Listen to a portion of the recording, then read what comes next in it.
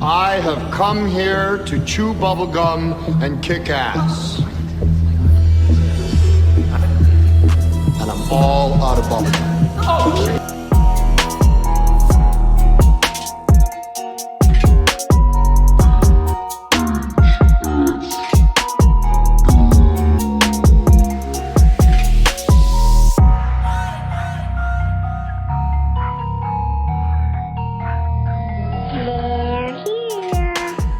Well, hello everybody, and welcome back to VHS Doom, the VHS Doom podcast and rental store. Not really. We wish we had a store.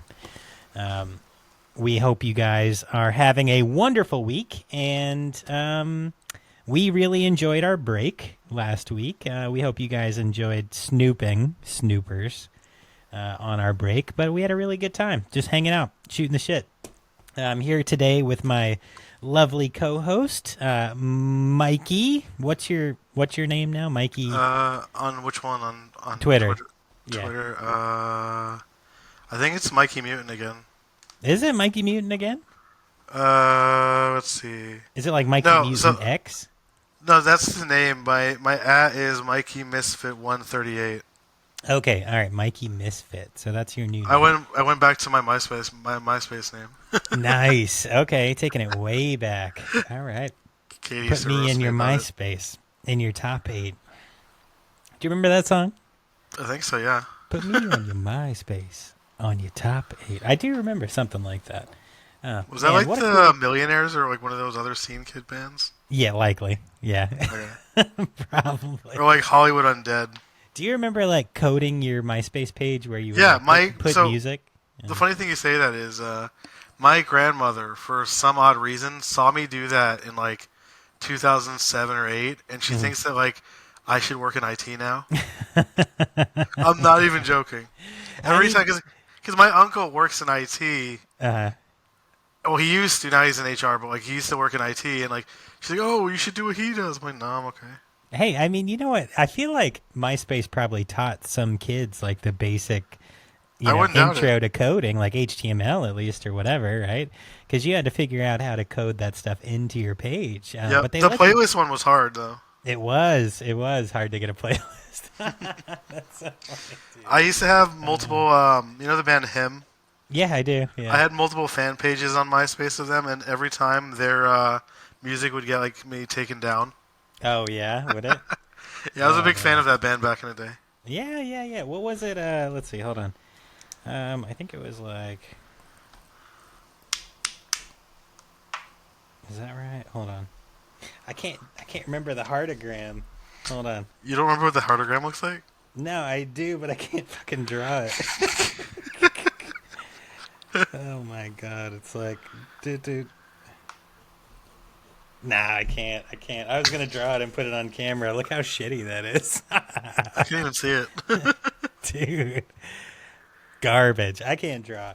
But yeah, I remember the heartogram. What a good time in life. That's before so much sadness in like Bam Margera's life happened. Yeah. You know? Anyway. For him and that band, because Lil Val had a drug addiction for a while too. Oh, yeah. Or was it alcohol? I can't remember. Bam's in a rough place now. I think scary. He got kicked out of the last Jackass film because he couldn't stay sober, and that was a part of the deal. They didn't want to deal with him anymore.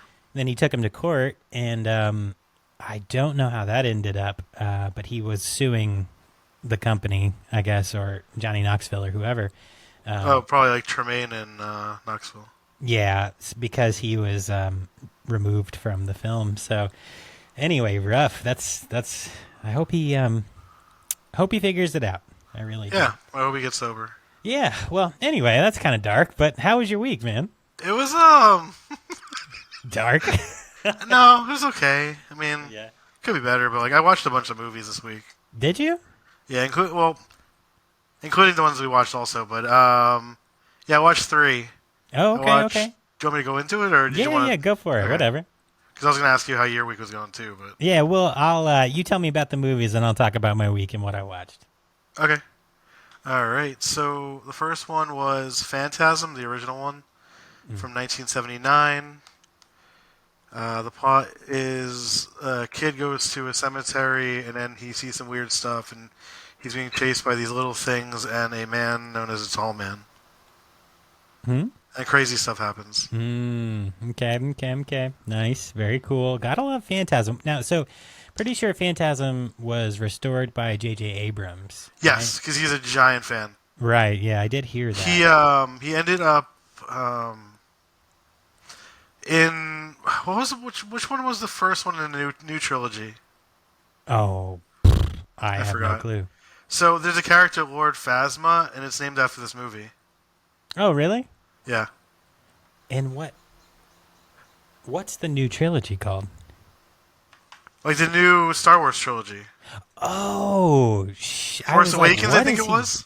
What has he done with a new Phantasm trilogy? Okay, got you. So in the new Star Wars trilogy, he named someone Doctor. No, not Doctor.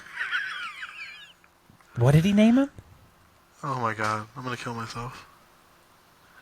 I'm just kidding. Please don't do that. I meant it in a funny way. I'm okay, guys. I'll cut it out. Don't worry. Well, not on YouTube. On YouTube, they know. Are we monetized there? No, We're about not to be.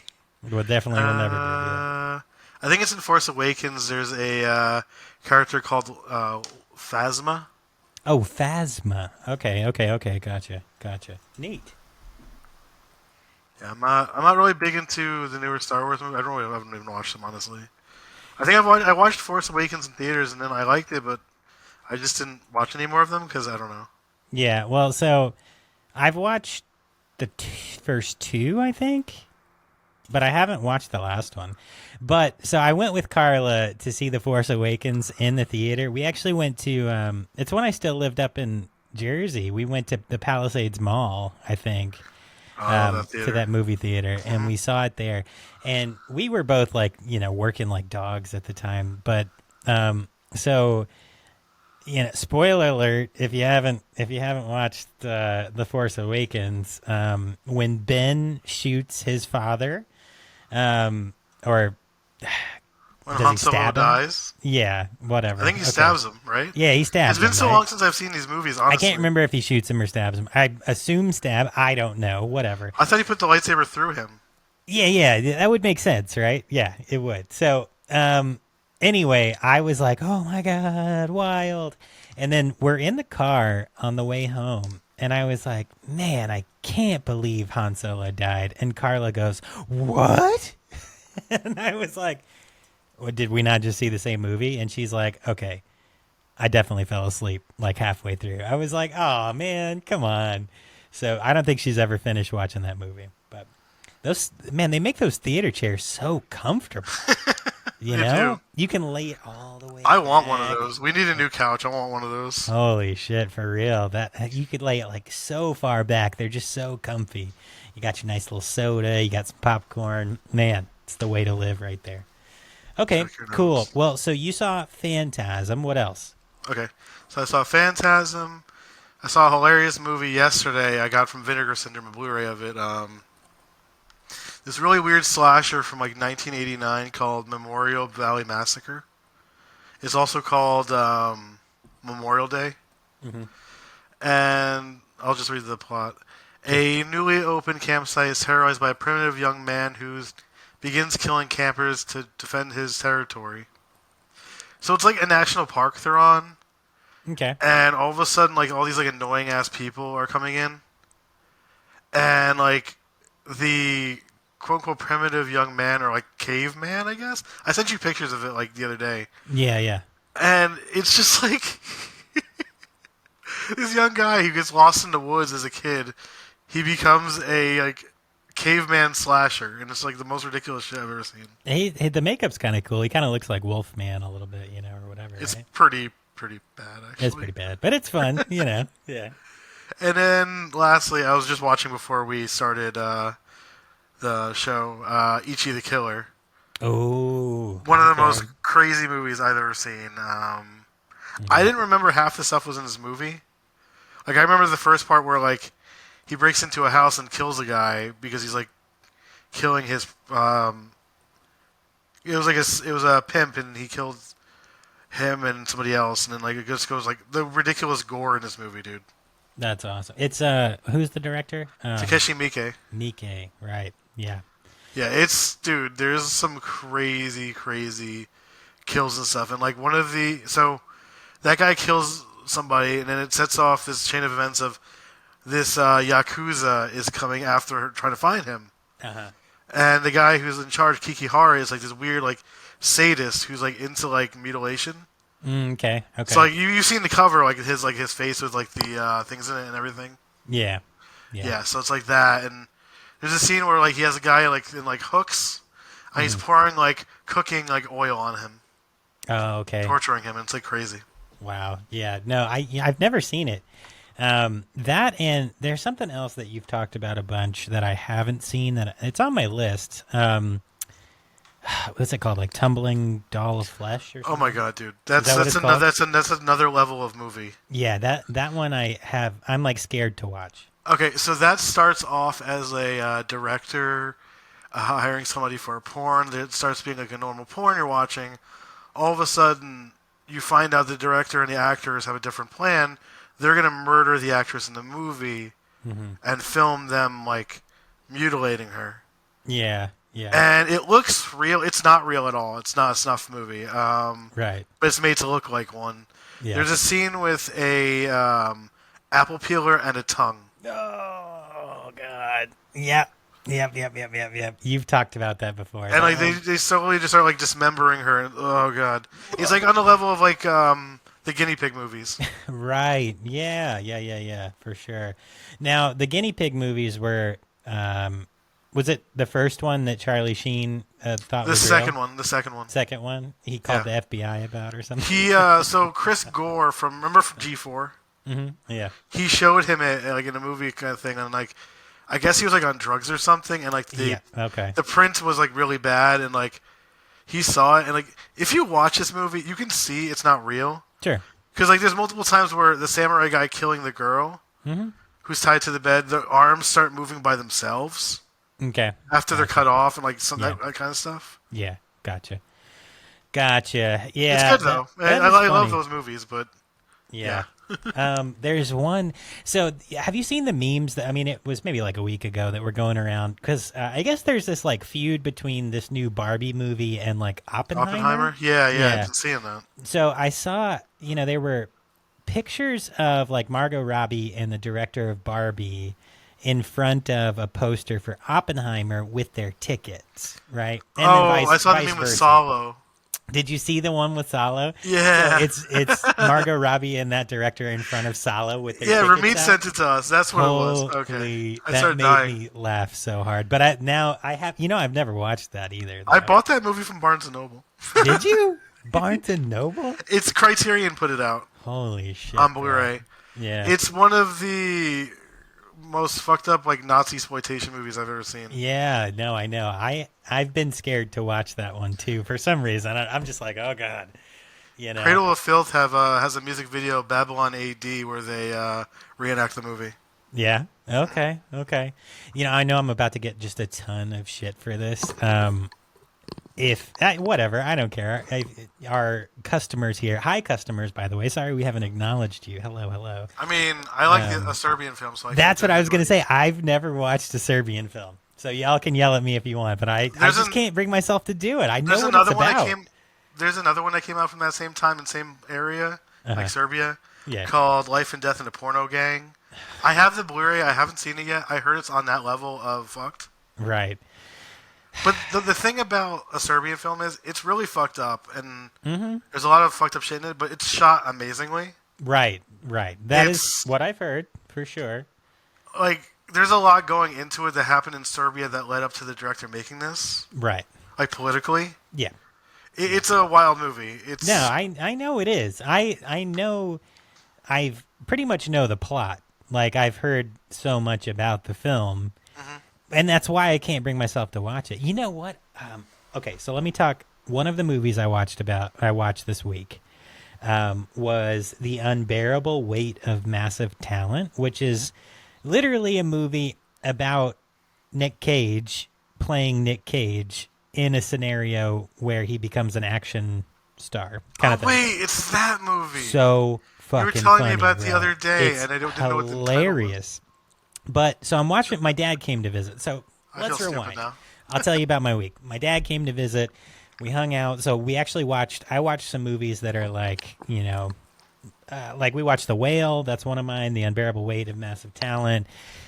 So we were watching some good films and hanging out and having a good time, whatever. But anyway, that was my week. That's like the most notable thing that happened.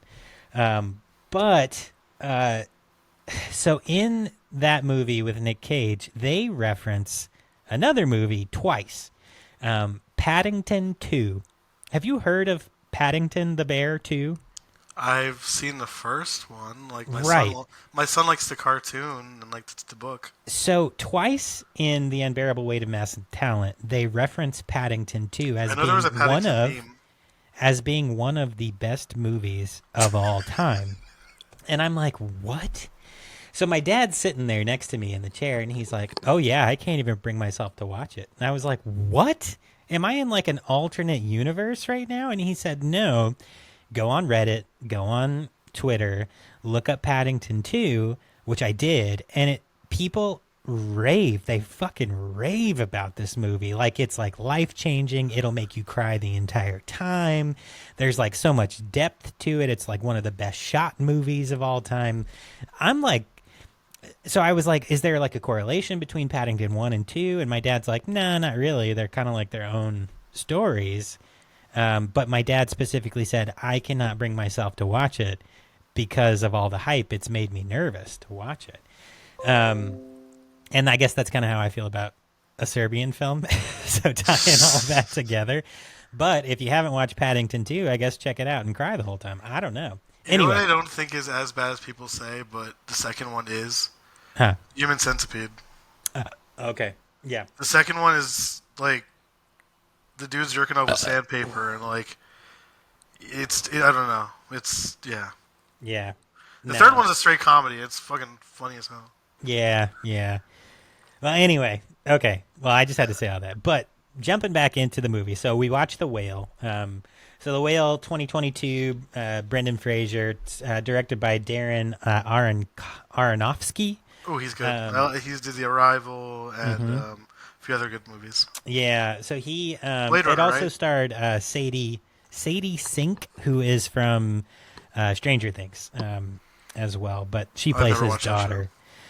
So you haven't watched Stranger Things? I watched like the first 2 episodes. I didn't like it. Holy shit, bro! Keep watching, man. Just get into it. Not my It's thing. really good. It's really good. Just keep going. Like push through a little bit of the boring, and it's like, oh fuck, it'll get you hooked. Anyway, so The Whale. If you haven't watched The Whale, Oscar-winning film, The Whale, it's about a very heavy-set man who's not taking care of himself, and he's in the very last stages of his life, and he's trying to make amends for some things that happen in his life.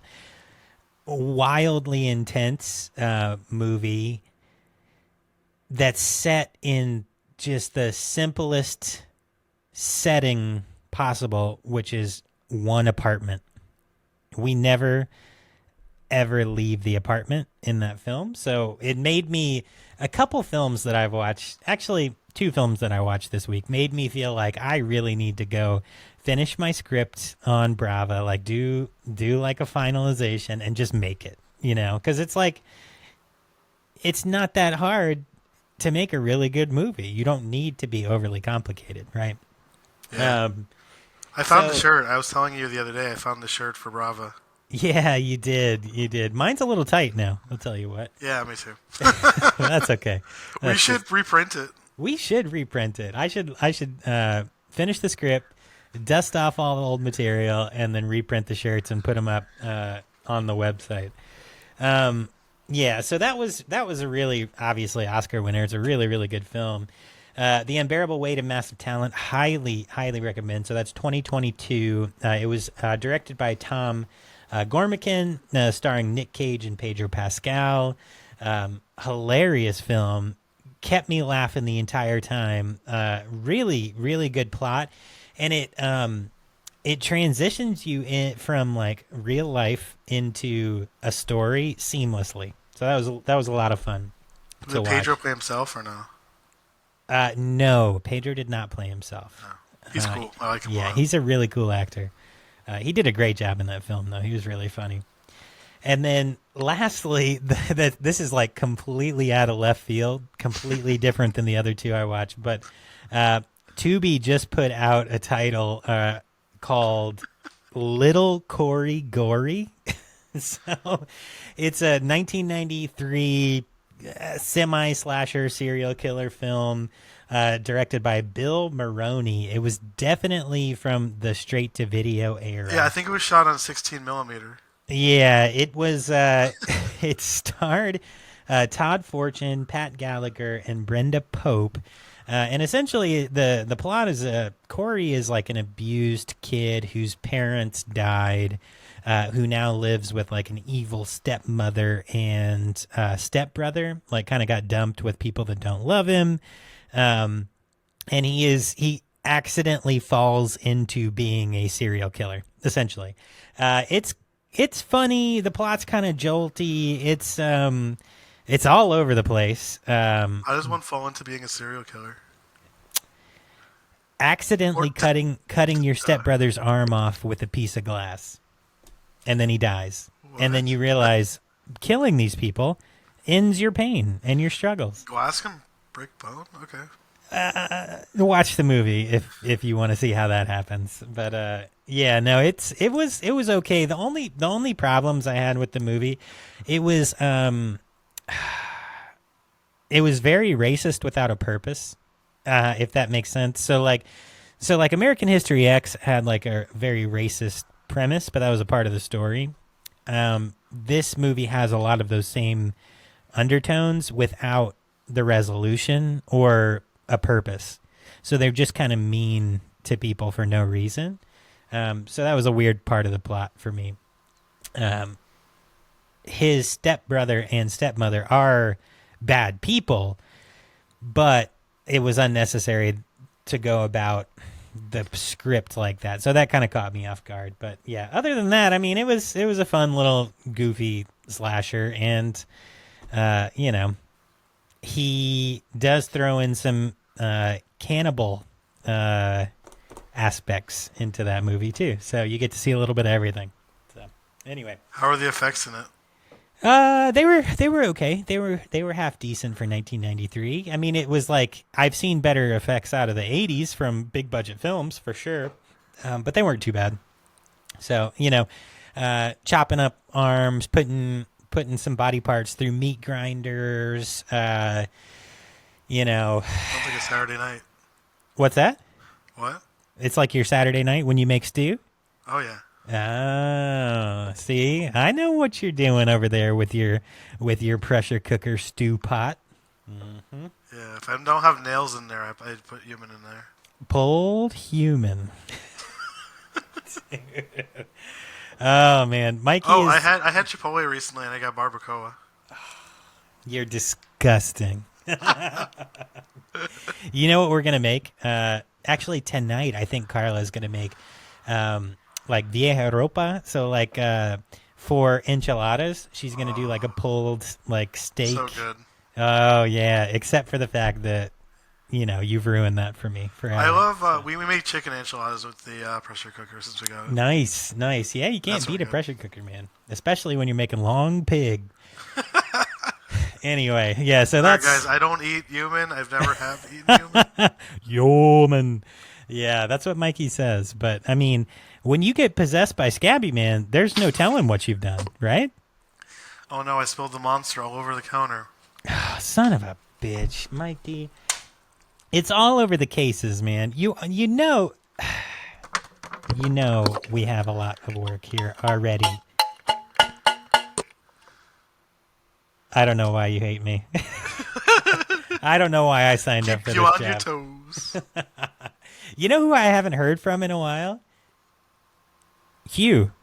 Janus? Yeah, Hugh Janus. I think Art killed him. Art killed Hugh? He's been gone since that episode, dude. Oh, no fucking way. For real? Same with, like, all the other management. Right? What happened to... What was his boss's name? Leon Labia? Leon Labes. Right. Old Labes. Yeah, he hasn't been around in a while. It's been kind of quiet from, like, ownership around here. And then the franchise owner's even gone, too. Mike Oxlong. Oh, Mike Oxlong. Right. Holy shit. You gotta wonder, maybe Art killed them all. I think he did. Do you think Art, like, signed the deed over to His basement's himself? been smelling really bad lately. What? Have you gone into the crawl space? It's been really smelling bad lately. No, I haven't. You want to go check it? Oh, God. Okay, let's go. Dude, what is that? What the fuck is that? There's shit and bodies everywhere. I'm not cleaning this up, man. It has your name on the wall, dude. Fuck that. I don't care. You're cleaning that up. Not.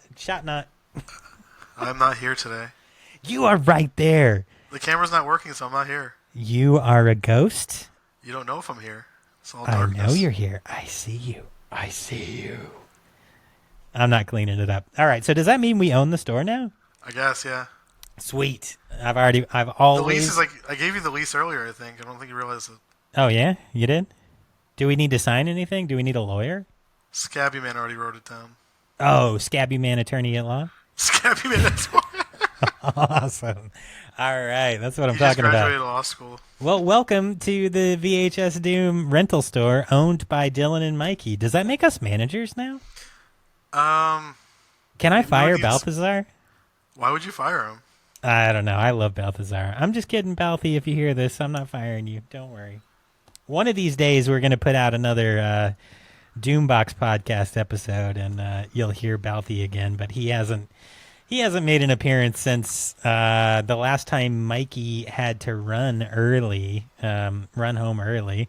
So he's doing well, though. I think he's just been visiting his demon grandma after he left the store last week early. I did yell at him about that, though.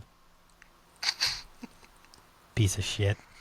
Anyway, okay, well, so we're already like half an hour just chilling, so we should probably get to work. Yeah.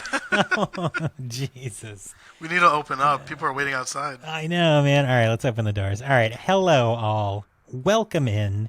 Welcome back to the VHS Doom rental store and podcast. We're so glad that you decided to come back. Last week you didn't leave with any rentals. Well, I don't know what Balthazar sent you home with. Do you have the titles? Here, let me see. Oh, okay. Looks like, Serbian film. Oh, okay. Salo? Is that right? Did Balthazar send them with everything we were just talking about? We weren't supposed to give those out yet. They were behind a curtain. Holy, dude! That's.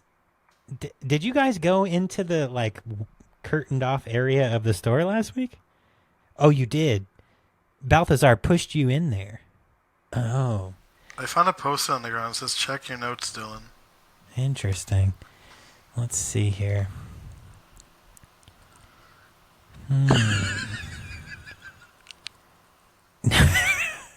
Labination? The Labiator. The Labination Nation. Yes. I think that's a great idea. Mikey also put the idea for the next episode in the chat. It's not just the Labination. Labination Nation. So it also looks like Balthazar sent them home with... oh, shoot. I lost it. We didn't tell people to bring stuff home. No. What were the two films that you got from that that you sent me picture of this last week? Two films. You know, the ones that you said your favorite indie director? Oh yeah. Let me grab the box and stuff from it. Yeah. It was a bunch of stuff. I want to talk about that.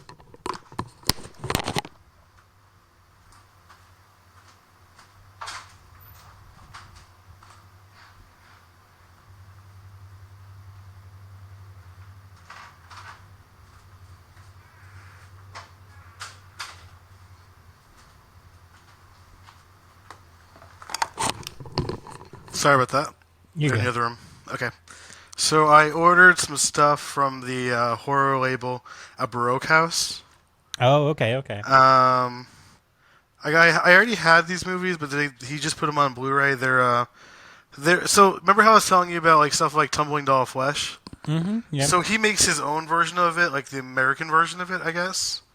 And he made 3 movies, and they're very like porny, Okay. but Porny. like art house, like indie gore movies too.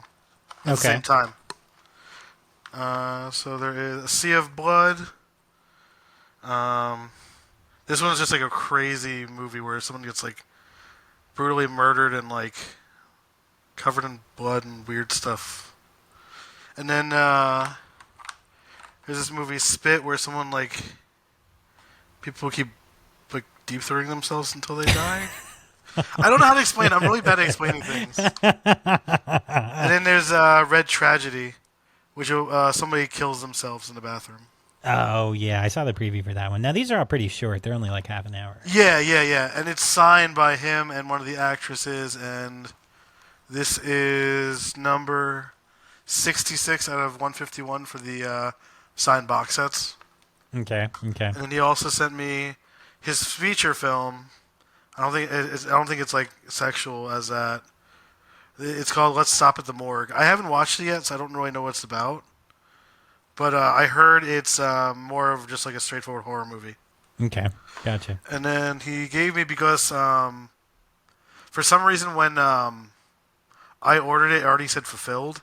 So like he didn't realize it. I didn't realize it for about 2 months. Oh, okay. So he reached out to me because I've spoken to him before. And he gave me this one called Piggy Palace. I've never seen this. Okay. I have no idea what it is. It has an X rating on it, and it says gore on it too. So. Okay. Gotcha. Cool. And it's You'll have to. the let us know director how is that Sam is. Hell, and his horror label is A Baroque House. Okay, gotcha. Yeah, so that was really cool of him. And I was when you sent me those titles, I hadn't heard of them, and I went and I watched the previews, and it's porny for sure. Yeah, I mean, like they mostly use like sex workers as the actors in it. So. Oh, okay, gotcha. Yeah. And, So why would Balthazar send these customers home with those films? that was supposed to come home with me. I think the pile got mixed up. I'm sorry. Dude, we are so sorry. Please don't put in any complaints with. Oh wait, we're the managers now. You can We're put the in a owners. complaint. That's fine. Yeah, he also signed Let's Stop at the Morgue.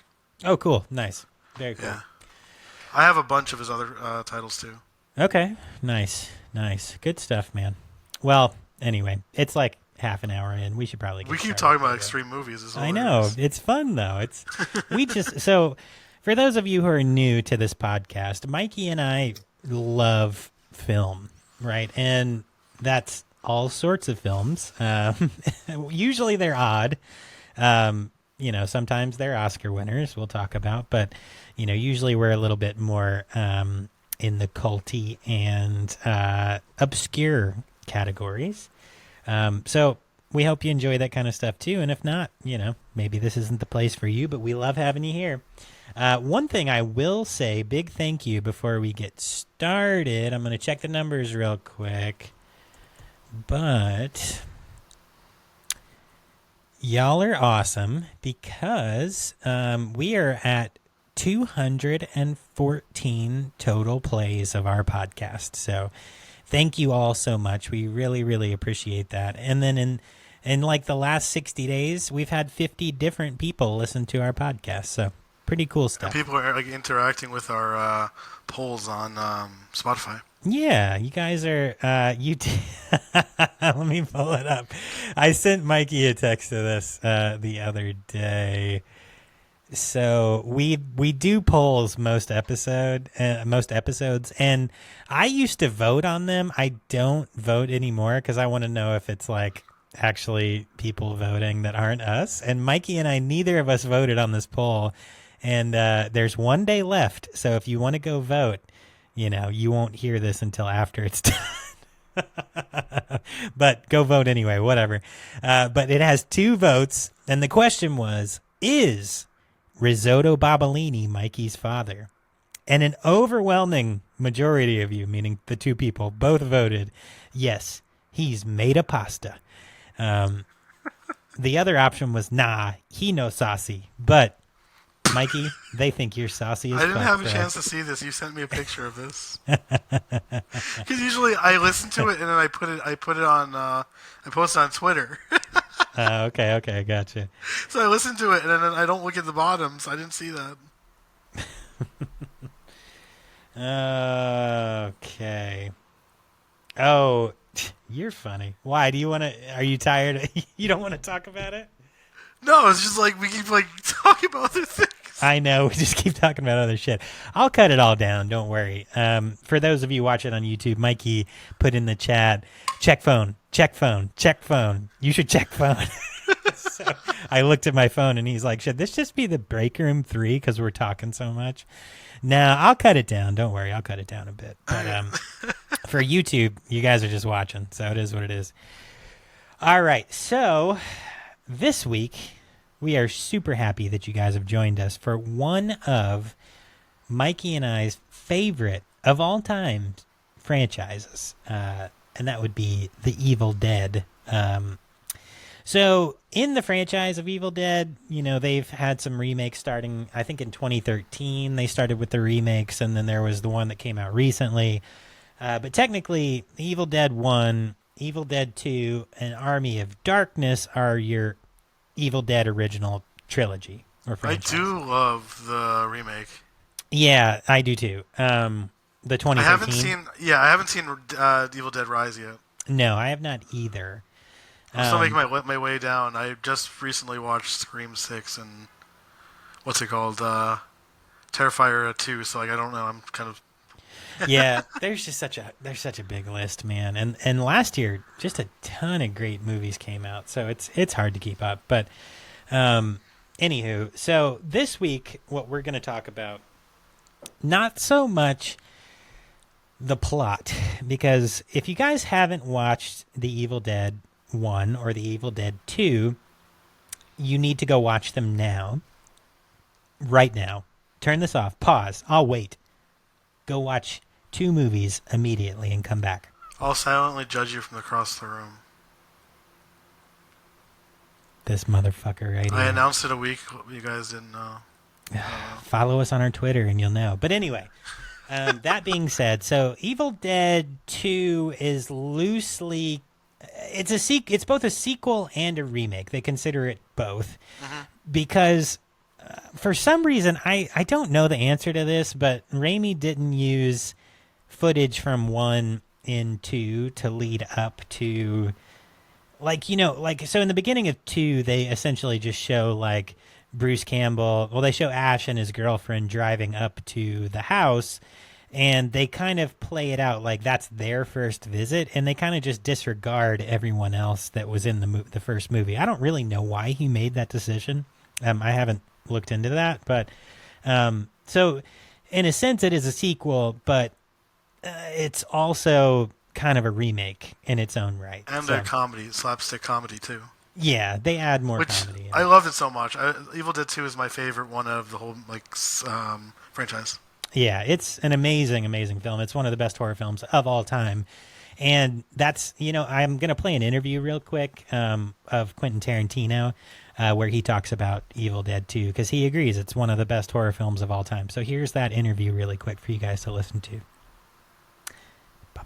So I did download that. It's like a 3-minute clip. So okay, so are you going to put that in after? Yeah, I'll put it in right here. So, okay. All right. Also, the band Deicide has a song "Dead by Dawn" is about Evil Dead 2. Nice. That's the other title of Evil Dead. Yeah. That was Dead by Dawn. That was the original title that got changed out, actually. But we'll talk a little bit about that. I love that poster. I always wanted to get it tattooed on me. Oh, did you? Nice. Yeah. Like cool. Bruce's eyes on there. Yeah. Well, anyway, so that being said, we're not going to really dive into the plot of the movie. We're more going to talk about the production of the movie in this episode because I hope you've all seen the plot. And it would be silly for us to go through each each happening in the plot in a deep dive, kind of like we do in some of our other films that we talk about. So this week it's going to be a 5-hour episode. If we it would be. It'd be a super long episode. Like knowing us and like how much talk we loved about it. Yeah. every bit of it. Right. I have books on it. I can't find it right now, but I have a book of like the production of it. It's been one of my favorite movies since I was like a kid. So yeah. So what we'll do, we'll have you guys step up to the counter real close. We can press play. We'll get a little bit of a sense of like the back cover of the movie, and then we'll just jump right into like production information and like the history of the films. And particularly we'll start with Sam Raimi and kind of him, his early life, and then go into the film. So, all right, come on, step up close. Come on. Press play. Press play, motherfuckers. Press play. All right, let's go. So first, let's jump into the short history and background of the man himself, Sam Raimi, writer and director of both Evil Dead 1 and 2. So Sam Raimi was born on October 23rd, 1959. He is an American filmmaker. He's best known for directing the Spider-Man trilogy. Why would they write that first? And the Evil Dead franchise. I guess it's more mainstream. That's a lot of people don't watch horror movies, believe it or not. And I don't understand it, but yeah. I believe it. So anyway, most well known to me for the Evil Dead franchise. But not Spider-Man 3, no. Spider-Man 3. Oh. The studio messed him up so much he almost quit directing because of it. Dude, that was a sad one. Anyway, all right. So he also directed the 1990 superhero film Darkman. Hell yeah, with Liam Neeson. Yep, and the 1995 revisionist western The Quick and the Dead. I still need to see that one. I've never seen it. I have not either. He also directed the 1998 neo-noir crime thriller A Simple Plan. Have you seen that? I think I might have. It sounds awfully familiar. Oh, sorry, Troy. Oh, goddamn. It's the soda pops, man. I swear to God, he's going to be walking across Canada setting those fires, just burping. Yeah, right? He's just over there like, click, matches, click. Oh, he's using matches? Yeah, I don't know, whatever. I heard he was using fireworks the other day. Oh, was he? Huh. He's got a really nice garden. Anyway, okay. And then Everything he also directed the 2000 supernatural thriller film The Gift and the 2009 supernatural horror film Drag Me to Hell. So good. Yeah, as well as the 2013 Disney fantasy film Oz, the Great and Powerful, which I think did not star, what the hell is his name? James Franco and Mila Kunis. Yeah. Interesting. I don't like him.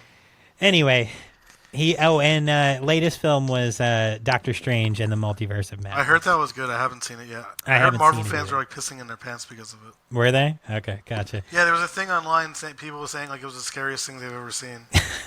Okay. And I'm here Nice. with all these movies that we talked about today. All right. Well, go Sam Raimi for scaring the piss out. Well, he did it when I was a kid when I saw Evil Dead 1 and 2, so. Oh my god, dude. The first time I saw that, I think I was like 13, maybe 14 the first time I saw the original Evil Dead. Holy shit, that did scare the shit out of me. Especially with Anyway. the vines. Oh, dude. We'll talk about that. We'll get there. All right, so early life, Raimi was born in Royal Oak, Michigan, to a conservative Jewish family. He is the son of merchants Celia Barbara and Leonard Ronald Raimi. His ancestors were Jewish immigrants from Russia and Hungary. Same. His younger brother Ted is an actor. Yes, he is. He's a really good actor, actually. Yeah, and his older brother Ivan is a screenwriter and physician. Wow, that's a lot to live up to. His older sister, Andrea, is a court reporter, and another older brother, Sander, died at 15 in an accidental drowning. Wow, that's super sad. That's really sad. Raimi has said that the trauma knitted the remaining family closer together and colored everything he's done for the rest of his life. Raimi also mentioned that Sander first introduced him to Spider-Man, igniting his love for comics. Cool stuff. He graduated from Groves High School and later went on to attend Michigan State University, where he studied English, but left after 3 semesters to film The Evil Dead. So that is a quick little background of Sam Raimi. So moving forward, we are going to go ahead and jump in to the back cover of The Evil Dead. So, The Evil Dead is a 1981 American supernatural horror film written and directed by Sam Raimi, which was his feature directorial debut, but he did do short films before this. The film stars Bruce Campbell, Ellen Sandweiss, Richard Domenicore, Betsy Baker, and Teresa Tilly. The story focuses on 5 college students vacationing in an isolated cabin in a remote wooded area. After they find an audio tape that, when played, releases a legion of demons and spirits. I love that. Yep. 4 members of the group suffer from demonic possession, forcing the fifth member, Ash Williams, played by Bruce Campbell, to survive an onslaught of increasingly gory mayhem. Raimi, producer Robert G. Tapper, Campbell, and their friends produced the short film Within the Woods as a proof of concept to build interest in potential investors, which secured $90,000 to begin work on the Evil Dead project. Principal photography took place on location in a remote cabin located in Morristown, Tennessee, in a difficult filming process that proved extremely uncomfortable for the cast and crew. The film's extensive prosthetic makeup, effects, and stop-motion animations were created by artist Tom Sullivan, who would go on to do the effects for both Evil Dead, Evil Dead 2, The Army of Darkness, as well as The Fly in 1989. Fuck yeah. Yeah. The completed film attracted the interest of producer Irvin Shapiro, who helped screen the film at the 1982 Cannes Film Festival. Horror author Stephen King gave a rave review of the film, which resulted in New Line Cinema acquiring the distribution rights. Evil Dead grossed $2.4 million in the U.S. between 2.7 and 29.4 million worldwide. Wow, that's a very wide spread. Anyway, both early and later critical reception were universally positive. In the years since its release, the film has developed a reputation as one of the most significant cult films, cited among the greatest horror films of all time, and one of the most successful independent films. It launched the careers of Raimi, Tappert, and Campbell, who have continued to collaborate on several films together, such as Raimi's Spider-Man trilogy. Was Bruce Campbell involved in Spider-Man? He has a cameo in the first one.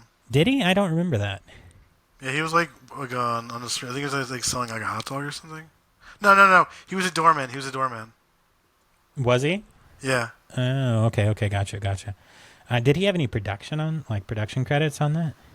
I wouldn't think so. It's a massive movie, but anyway, we'll put a pin in that. So, The Evil Dead spawned a media franchise beginning with 2 direct sequels written and directed by Raimi, which would be Evil Dead 2 and Army of Darkness.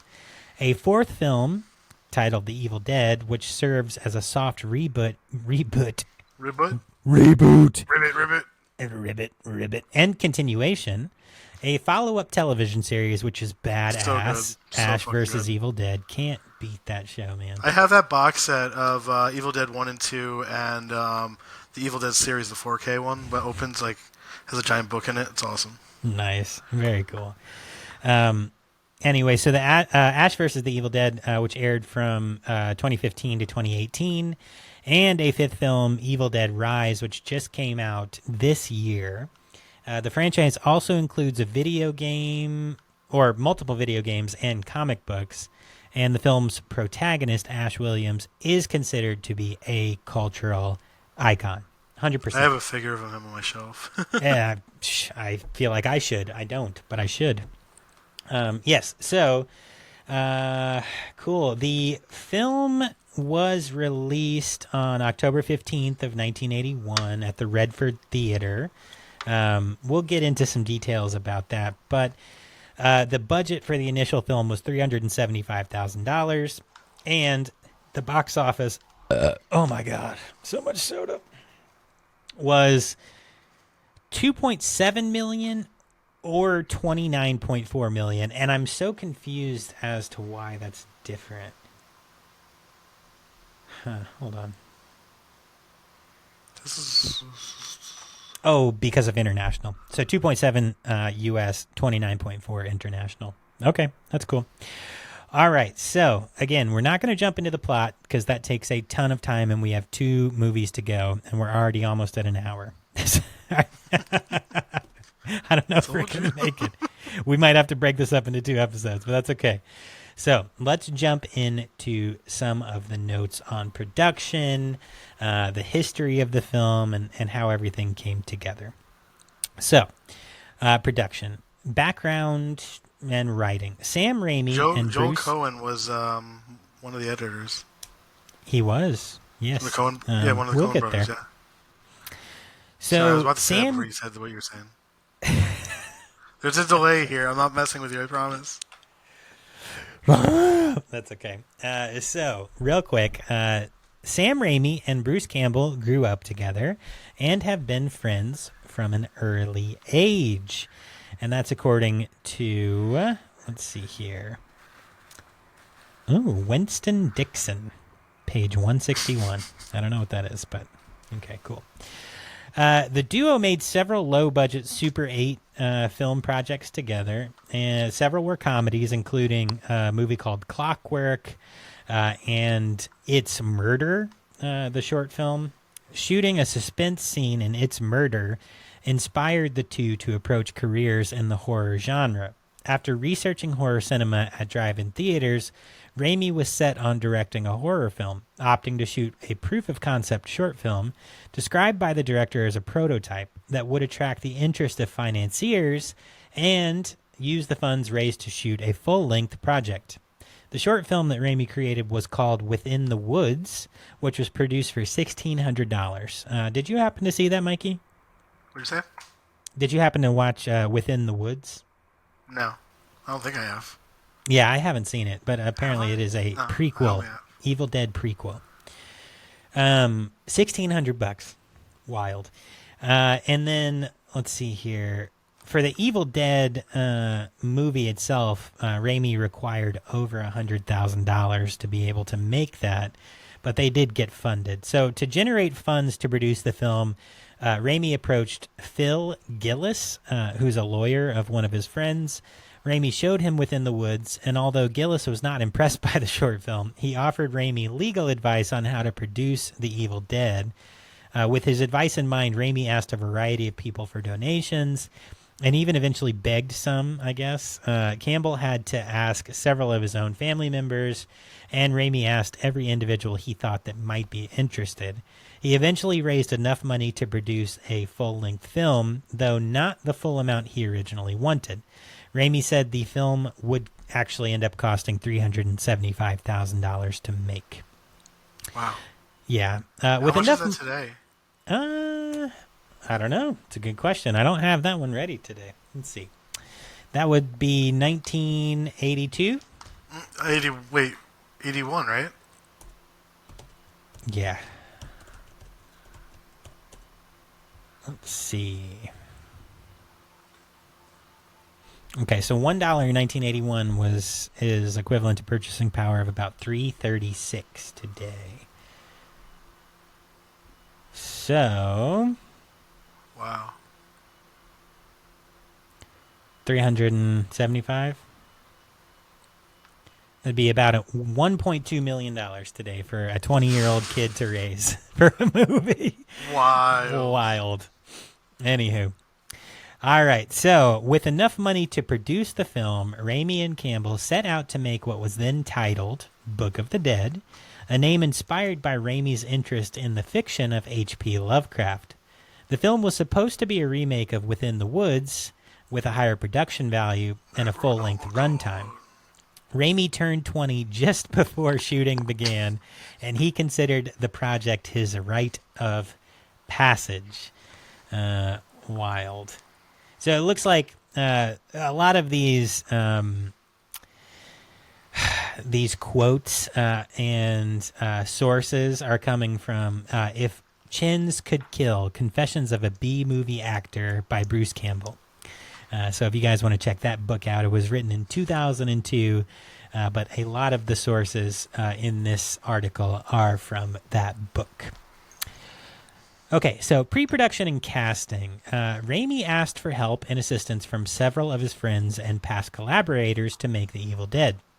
Campbell offered to produce the film alongside Tappert and was subsequently cast as Ash Williams, the main character, since his producing responsibilities made him the only actor willing to stay during the production's entirety, which apparently was awful. To acquire more actors for the project, Raimi put an ad in the Detroit News. Betsy Baker was one of the actresses who responded. And Ellen Sandweiss, who appeared within the Woods, was also cast. The crew consisted almost entirely of Raimi and Campbell's friends and family. The special makeup and effects artist for Within the Woods, Tom Sullivan, was brought on to compose the effects after expressing a positive reaction to working with Raimi in the past. He helped create many of the film's foam, latex, and fake blood effects. And, this was a cool note, he actually added coffee as an extra ingredient into the traditional fake blood formula of corn syrup and food coloring. So to darken it up a little bit. Kind of cool. I didn't know that, and thought that was neat. We will take that under advisement. I will take that under advisement. Yep. We will make Bravo. Yep. Uh-huh. All right. So without any formal assistance from location scouts, the cast had to find filming locations on their own. The crew initially attempted to shoot the film in Raimi's hometown of Royal Oak, Michigan, but instead chose Morristown, Tennessee, as it was the only state that expressed enthusiasm for the project. Go Tennessee. Interesting. The crew quickly found a remote cabin located several miles away from any other buildings.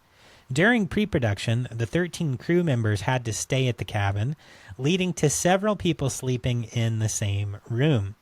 The living conditions were notoriously difficult, with several arguments breaking out between crew members. Should have got them pizza. What's that? I was joking around to say you should have got them pizza. Damn it, Sam Raimi. Don't you know? When people are at each other's throats, order a fucking pizza, bro. I mean, Dylan did for me and Ramit. We almost fought in that set. Yeah, you. I'm sorry to take us out from Evil Dead, but he wants to act like it's not my fault. Dude, when Mikey and Ramit, when I was filming them in the interrogation scene for Brava, we kept having to cut because they were getting it was Charlie and Annabelle we were doing. Right. Oh, Charlie and Annabelle. God, I mess everything up. Yeah, I was a serial killer and he was a detective. Right. Yes. So, anyway, yeah, they were starting to get a little cranky. And what do? Order pizza. That's it. But we'll hear shortly that was not Sam Raimi's technique with actors. We'll get to that. He's pretty funny, actually. Anyway, so Steve Frankel was the only carpenter on set, which made him the art direction's sole contributor. For exterior shots, Frankel had to produce several elaborate props with a circular saw. So cool. Have somebody who's handy. Otherwise, the cabin mostly remained the way it was found during production. And that's a pretty cool note. So they ended up reproducing that cabin for Evil Dead 2. But how neat is it that they kind of found a cabin and that just happened to be the look for the franchise? You know what I mean? I heard they actually found the book, though. What's that? The book was actually in the basement. No. That'd be wild, though. I was going to say, I haven't read that note, bro, but if that's true, holy shit. No, it was definitely created by, what's his name? Tom Sullivan. So, your internet's freaking out? Actually, it says your internet's free-asking out. Are you all right? Before when we were interrupting each other. Oh. There was a delay. I wasn't just yelling shit. Oh, no, you're fine. You're good. Anyway, okay, so one thing, a note that I just happened to notice between watching these two movies back to back. So in the first film, they're kind of careful not to hurt the cabin.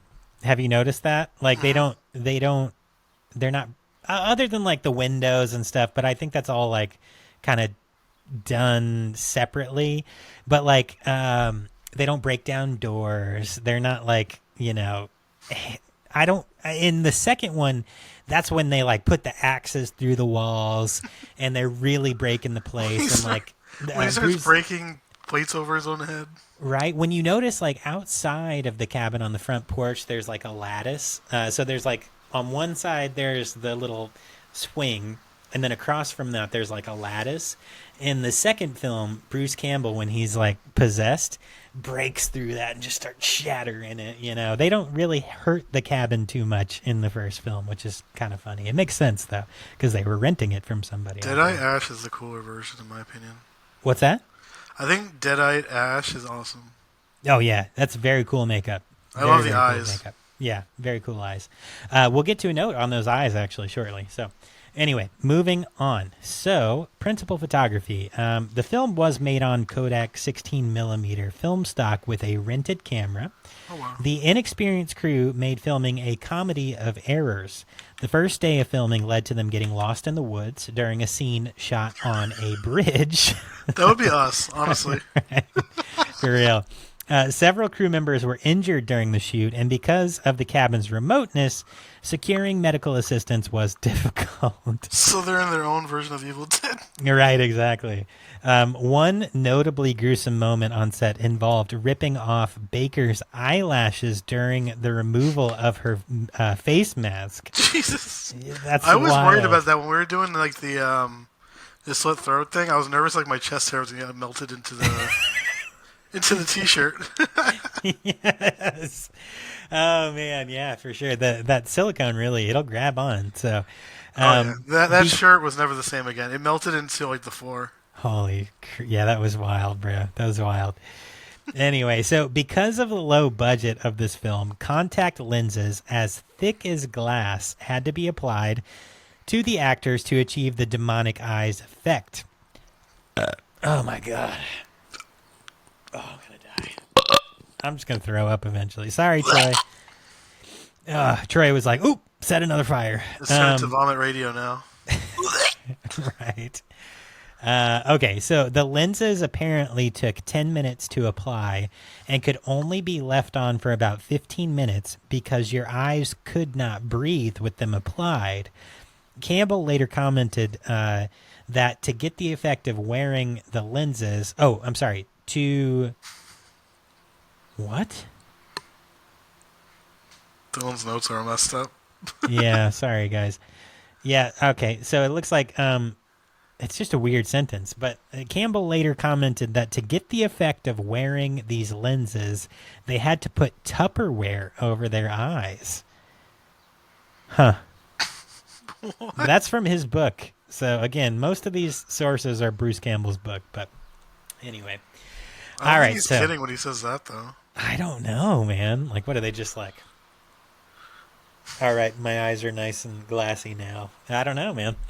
Anyway, all right. So Raimi developed a sense of mise en scene. Did I say that right? Mise en scene? I think so. Yeah, I think you did. Yeah. For coming up with scenes at a fast rate. It's not Italian, so you can pronounce it. What's that? I said it's not Italian, so you can pronounce it. Oh, beep it about it boo. That's true. Mario Luigi Lucio Fulci.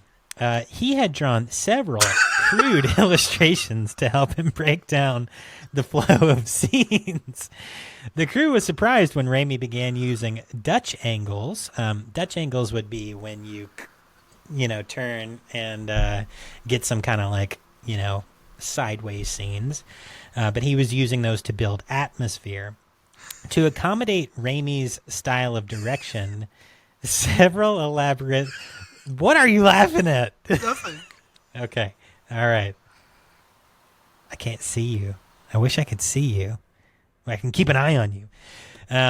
Okay. So, yes, to accommodate Raimi's style of direction, several elaborate low-budget rigs had to be built.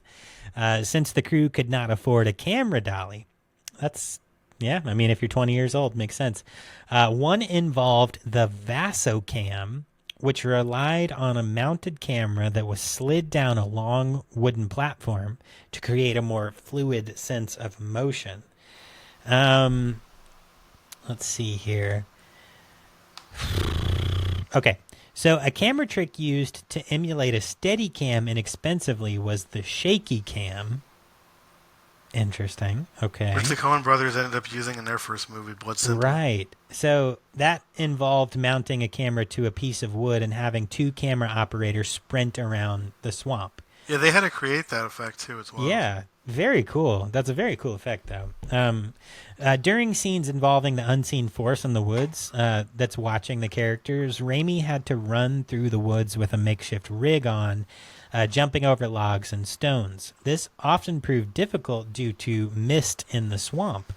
The film's final scene was shot with the camera mounted to a bike while it was quickly driven through the cabin to create a seamless long take. Pretty cool stuff there. Raimi had been a big fan of the Three Stooges during his youth, which inspired him to use fake chimps during production. So in any scene that required a background shot of a character, he used another actor as a substitute if the original actor was preoccupied. So during a close-up involving Richard Domanicour's hand opening a curtain, Raimi used his own hand in the scene since it was more convenient. His brother Ted Raimi was used as a fake chimp in many scenes when the original actor was either busy or preoccupied. Now, this is the note that I was like, okay, maybe I wasn't directing the right way for you and Romit. So Raimi enjoyed torturing his actors. Raimi believed that to capture pain and anger in his actors, he had to abuse them a little at times, saying... So it's like William Friedkin or like Toby Hooper. Right. If everyone was in extreme pain and misery... Or Stanley Kubrick on The Shining. Right. It would translate into a horror, right? So which I think is extremely messed up, honestly. It really is. Like, you don't have to have that. Like, it's kind of ridiculous. Well, listen to this. So... the producer, Robert Tappert, agreed with Raimi, commenting that he enjoyed when an actor bleeds. That's fucked up, bro. While shooting a scene with Campbell running down a hill, Campbell tripped and injured his leg. Apparently, Raimi enjoyed poking Campbell's injury with a stick he found in the woods. I mean, they're just messing with each other. They're just friends. Like, I know. Because of the copious amounts of blood in the film, the crew produced gallons of fake blood with the Caro corn syrup. It took Campbell hours to remove the sticky substance from himself. Several actors had inadvertently been stabbed or thrown into objects during the production. During the last few days on set, the conditions had become so extreme that the crew began burning furniture to stay warm. Since at that point only exterior shots were needed to be filmed, they burned nearly every piece of furniture left. Several actors went days without showering, and because of the freezing conditions, several caught colds and other illnesses. Campbell later described the filming process as nearly 12 weeks of mirthless exercise and agony, though he allowed that he did manage to have fun while on set. On January the 23rd, 1980, filming was finished and almost every crew member left to return home, with Campbell staying with Raimi. While looking over footage that had been shot, Raimi discovered that a few pickups were required to fill in missing shots.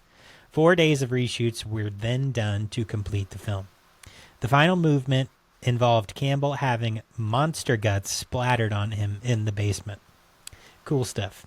Well, I did have a note about one of the people who's like has to do with like Evil Dead and like all the other movies they've done together. Okay, yeah. So you remember the slasher movie The Intruder? Yeah, I do, yeah. So it's directed by Scott Spiegel, who wrote the second Evil Dead. And he's like Sam Raimi's like lifelong friend.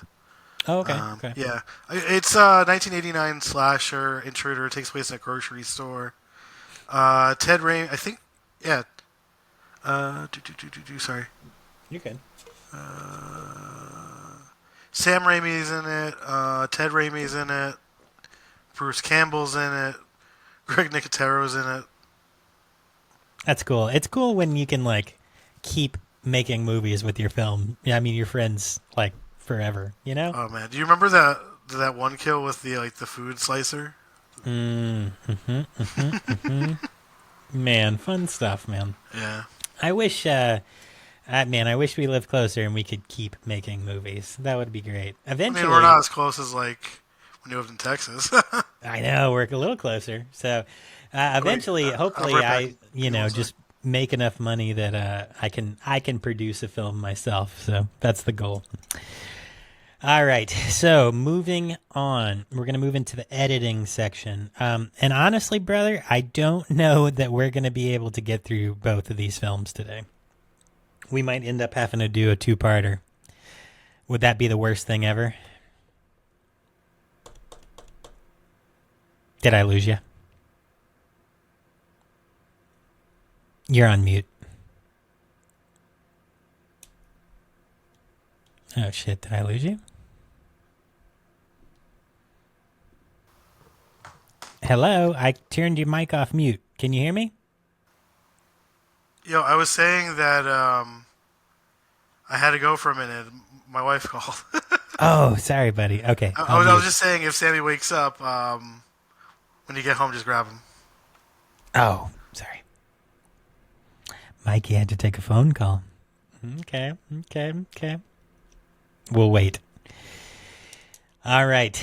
I'm going to move on into editing. So, after the extensive filming process, Raimi had a mountain of footage that had to be put together. He chose a Detroit Editing Association where he met Edna Paul to cut the film.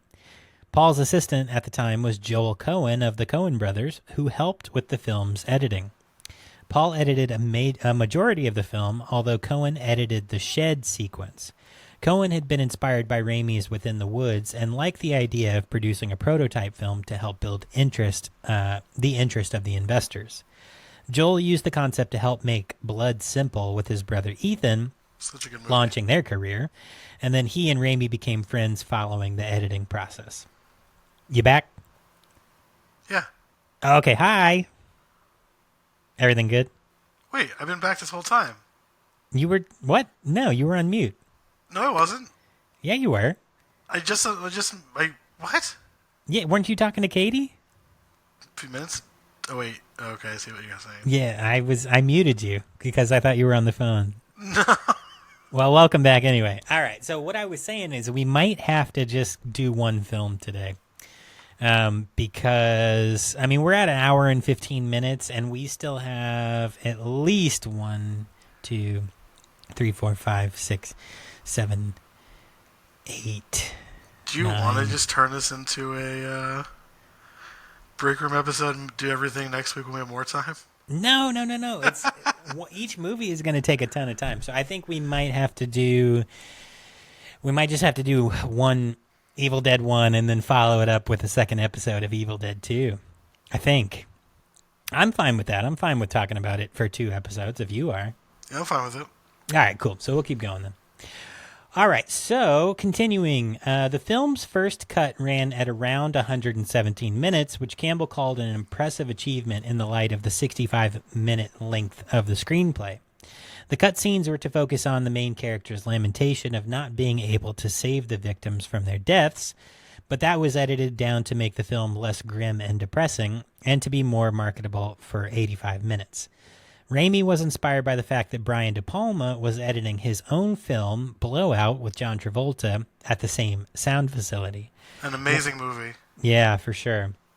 One of the most intricate moments during editing was the stop-motion animation sequence where the corpses melted, which took hours to cut properly. The film had a unique sound that required extensive recording from the crew.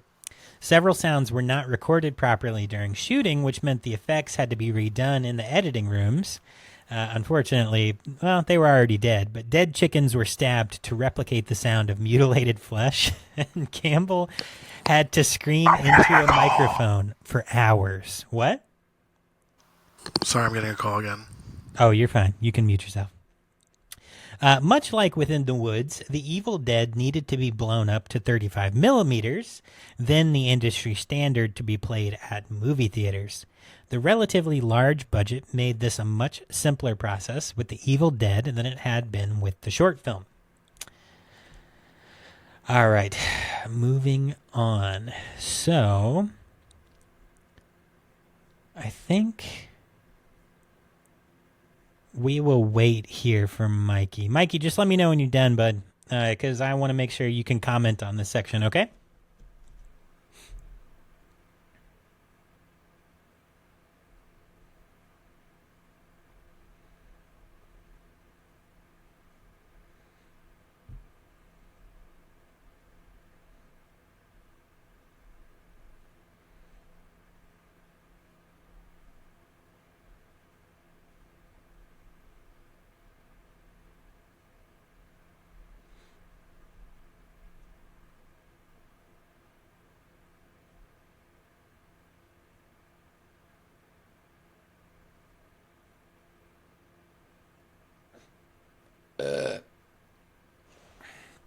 Hot damn. Burp take.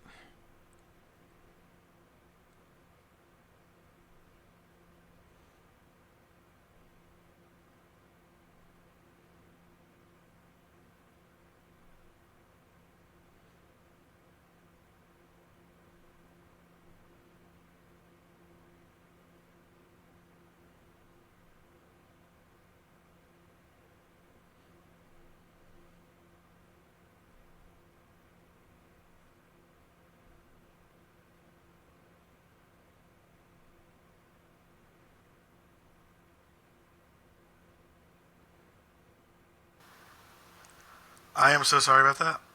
You good? Yeah, I'm good. All right, cool. You're good, man. No worries. Life All right, happens. so where are we? All right, so we are going to jump into promotion, the release, the theater release, and then also we're going to jump into where they caught a huge lucky break. So, with the film completed, Raimi and the crew decided to celebrate with a big premiere. They chose to screen the film at Detroit's Redford Theater, which Campbell had often visited as a child. Raimi opted to have the most theatrical premiere possible, using custom tickets and wind tracks, set in the theater, and ordering ambulances outside of the theater to build an atmosphere, which is a really good idea. The premiere setup was inspired by horror director William Castle, who would often attempt to scare his audiences by using gimmicks. If you guys have listened to the Doombox podcast I was just going to episode say that, yeah. It's a about tickler. about Vincent Price, the Tingler was a gimmick that they used, which would make your seat vibrate when the monster was tickling the person on the screen. So anyway, local turnout. It really did look like it was tickling somebody. Right? Yeah, for sure. Yeah, there was another movie that he did. That producer who had like a skeleton fly over the House on Haunted Hill. Yeah, like fly over the theater in the middle of the film, and it would just scare the shit out of people. And then he sold life insurance policies on one film because he said it was the scariest film of all time. So Which movie was that? I can't remember which one it was. Go listen to the episode. Doombox Podcast, episode 4. Anyway, so local turnout for the premiere exceeded the cast expectations with 1,000 people showing up. Very cool. The audiences responded enthusiastically to the premiere, which led to Raimi's idea of touring the film to build hype. Raimi showed the film to anyone willing to watch it, booking meetings with distribution agents and anyone with experience in the film industry. Eventually, Raimi came across Irvin Shapiro, the man who was responsible for the distribution of George A. Romero's Night of the Living Dead and other famous horror films. Very cool. Upon first viewing the film, he joked that while it wasn't Gone with the Wind, it had a commercial potential, and he expressed an interest in distributing it. It was his idea to not use the then title of Book of the Dead because he thought it made the film sound boring. Raimi brainstormed several ideas, eventually going with The Evil Dead, which was deemed the least worst title. Shapiro, Yeah, he didn't really like it too much. Right? Isn't that funny? Anyway, Shapiro also advised distributing the film worldwide to garner a larger income, though it required further financial investment by Raimi, who managed to scrape together what little money he had. Okay, so here's where a major break came for Raimi. Shapiro happened to be one of the founders of the Cannes Film Festival, and that allowed Raimi to screen the film at the 1982 festival outside of competition. Stephen King was present at its screening and gave the film a rave review. USA Today released an article about King's favorite horror films. The author cited The Evil Dead as his 5th favorite film of the genre. The film severely affected King, who commented that while watching the film at Cannes, he was registering things he had never seen in a movie before. He became one of the film's largest supporters during the early efforts to find a distributor, eventually describing it as the most ferociously original film of the year, a quote used in the film's promotional pieces. King's comments attracted the interest of critics, who otherwise would likely have dismissed the low-budget thriller. So that is the biggest break that they had in this whole franchise. The film's press attracted the attention of British film distribution agent Stephen Woolley. Though he considered the film a big risk, Woolley decided to take on the job of releasing the film in the United Kingdom. The film was promoted in an unconventional manner for a film of its budget, receiving marketing on par with that of larger budget films. Dozens of promotional pieces, including film posters and trailers, were showcased in the UK. Heavy promotion rarely expended on such a low-budget film. Woolley was impressed by Raimi, who he called charming, and was an admirer of the film, which led to him taking more risks with the film's promotion than he normally would have. Fangoria then started covering the film in late 1982, writing several articles about the film's long production history. Early critical reception at the time was very positive, and along with Fangoria, King, and Shapiro's approval, the film generated an impressive amount of interest before its commercial premiere. New Line Cinema, one of the distributors interested in the film, negotiated an agreement to distribute it domestically. The film had several sneak previews before its commercial release, including screenings in New York and Detroit. Audience reception at both screenings was widely enthusiastic, and interest was built for the film to such an extent that wider distribution was planned. New Line Cinema wrote Raimi a check large enough to pay off all of his investors and decided to release the film in an unusual manner, simultaneously into both cinema and onto VHS with substantial domestic promotion. So, Raimi got lucky, like real lucky on that one. Like finding Shapiro, right, who just happened to release Night of the Living Dead, like what? But then happening to have a non-competition showing at Cannes where Stephen King happened to be in the theater. That's wild. That's just wild, man. The film stands up, right? The film, it's a strong film, and he put a lot of work into it, so he did the work.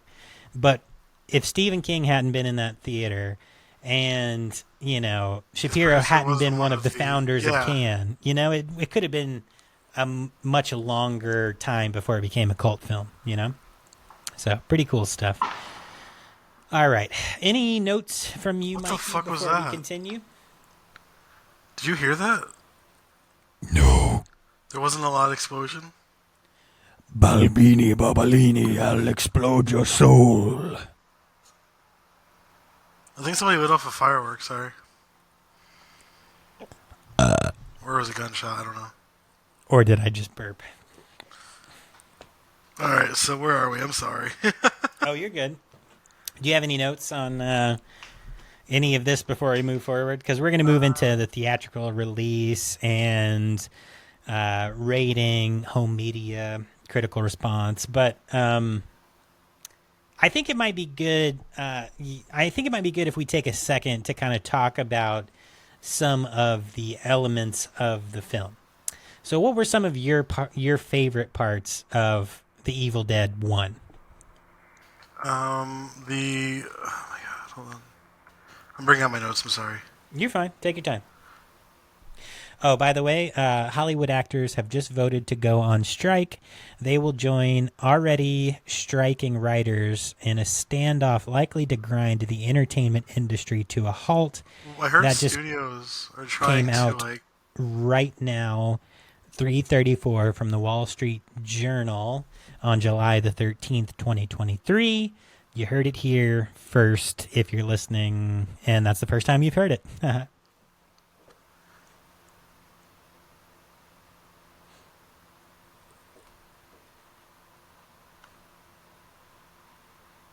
Hi.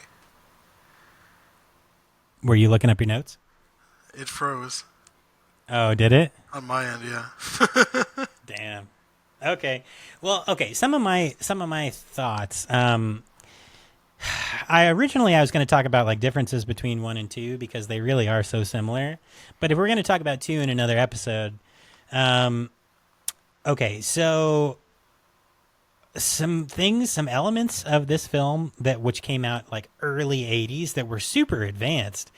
One, the stop motion, obviously, when the bodies were melting and those like monster effects and creature effects. But when the vines were grabbing that girl's leg, I wonder how they filmed that, man. I don't even know, dude. That's a crazy scene. Isn't it? I saw that far too young, I feel like. Yeah, I did too. So one thing that they did between 1 and 2, they did the same type of thing in 2 where a girl was grabbed. But in 1, they like raped the girl. 2, they didn't go as far with that, you know? Yeah, that was really disturbing. Yeah, I feel like if they had carried that out to a wider audience, it could have been very very disturbing for sure. But that was pretty rough to watch as a young kid. What else? Let's see. Oh, when they did transition from a single barrel shotgun to a double barrel shotgun from 1 to 2 when he made his boomstick. So that's cool. Bruce Campbell's acting really, he turned up the skill from 1 to 2. Just to like his facial expressions and, how much he was doing when it came to acting was really solid. How over the top they were, that was crazy. What's that? I said how over the top they were in that movie was crazy. Yeah, his like, like all. My favorite scene is the one where all of the things go like Pee Wee Herman-esque and like they start laughing at him. Oh, like the deer when it starts laughing. Yeah. I feel like honestly, it's kind of cool because Sam Raimi had the chance to remake his, intro into cinema and probably add in all the elements that he wished he could have added in, in the first one. But, I mean, like the face, the deadite face, well, technically it's Ash's sister in the first one. I'm pretty sure that's Ashley's sister who gets locked in the basement. I think so, yeah. Right? Like her face is very iconic when it comes to the deadite look. I think more so than the mother in Evil Dead 2. I think she has a more classic Henrietta look. But anyway. That was played by Ted Raimi. What? Henrietta in Henrietta was Ted Raimi? Mm-hmm. That's funny. How about that? Interesting. Yeah. Anyway, well, I figured we'd take a second to talk about just notes from the actual film, but we can move on. So let's get into the theatrical notes. So because of the large promotional campaign, the film did perform above expectations at the box office. However, the initial domestic gross was described as disappointing. The movie opened in 15 theaters and grossed $108,000 in its opening weekend. Word of mouth later spread and the film became a sleeper hit, which grossed $2,400,000 domestically, nearly 8 times its production budget. Sources differ as to whether it grossed $261,000 overseas for a worldwide gross of $2,006,000 or $27 million overseas. That's very weird. That's such a wide gap. I don't know why people argue over that. You feel like you would know that total. But anyway, Raimi said in 1990 that the film did very well overseas and it did very poorly domestically, and that its investors earned a return of about 5 times on their initial investment. So that's cool. Rating, So the film's release was met with controversy as Raimi had made the film as gruesome as possible with neither interest nor fear of censorship. Writer Bruce Again, Wayne... I'm sorry, dude. What's that? Be right back. Okay. Writer Bruce Quayne described The Evil Dead as one of the most notorious splatter films of its day, along with Cannibal Holocaust and I Spit on Your Grave. In the UK, the film was trimmed by 49 seconds before it was granted an X certificate for cinema release. This censored version was also released on home video. At the time, there was no requirement that the films had to be classified for video release. A campaign by pro-censorship organization NVLA led to the film being labeled a video nasty. There it is again. And when the Video Recordings Act was passed in 1984, the video version was removed from circulation. In 1990, a further 66 seconds were trimmed from the already censored version, and the film was granted an 18 certificate for home video release. England, right? Yep. In 2000, the uncut version was finally granted an 18 certificate for both cinema and home video. So it was officially a video nasty alongside Cannibal Holocaust and I Spit on Your Grave and other great films. In the U.S., the film received an X rating. Films with this label were quite violent and disturbing, and the rating was often held by pornographic films. The film has since been re-rated NC-17 for substantial graphic horror, violence, and gore, though many recent home media releases have been released without a rating. The film was and is still banned either theatrically or on video in some countries. How about that? Interesting. All right. And then home media release, which we said was simultaneous for this film. That was the first VHS was released by Thorn EMI in 1983, and Thorn's successor company, HBO Canon Video, later repackaged the film. The former HBO video partner, Congress Video, a company notable for public domain films, issued its version in 1989. In its first week of video release, the film made $100,000 in the UK. It quickly became that week's best-selling video release and later became the year's best-selling video in the UK, outgrossing large-budget horror releases such as The Shining. Its impressive European performance was chalked up to its heavy promotion there and more open-minded nature of European audiences. The resurgence of The Evil Dead in the home video market came through two companies that restored the film from its negatives and issued special editions in 1998. Anchor Bay Entertainment on VHS and Elite Entertainment on Laserdisc. Did you or the fam have the VHS Anchor Bay? No, I have the DVD from them. Okay, yeah, that was the one who ran Elite. I think is the guy who owns Synapse Films now. Oh yeah, okay, Yeah. Gotcha, nice. Yeah, so it looks like Anchor Bay put out the DVD on January 19th, 1999. I found it like a couple years later used in FYE. Nice. Okay. Or Coconuts at the time, that's what it was.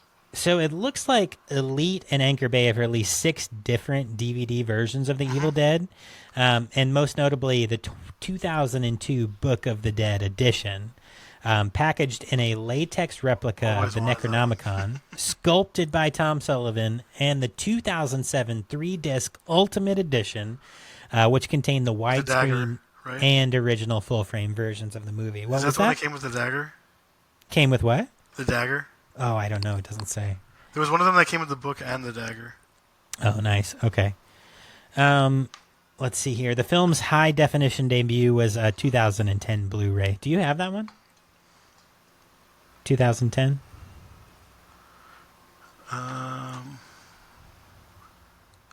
And Lionsgate released a 4K Ultra HD Blu-ray on October 9th of 2018. Oh, I have the that box that they put out recently. I think it's called the Groovy Edition. Oh, nice. Okay. My uncle got it for me because he got one and he likes movies. He doesn't collect them anymore. He has like a server where he puts all his movies. He created his own server for like his computer and stuff. Okay. So he literally like when it's a movie I like, he'll give me the physical release of it. Gotcha. Very cool, man. Yeah. Very cool.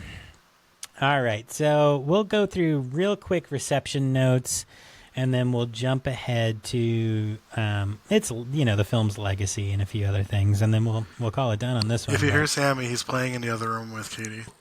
Hi, Sammy. Aw, that's awesome. Did he wake up early? Yeah, Katie got home early, so I asked her if she could do that. Nice. Cool. All right, so our critical response. Upon its release, contemporary critical opinion was largely positive.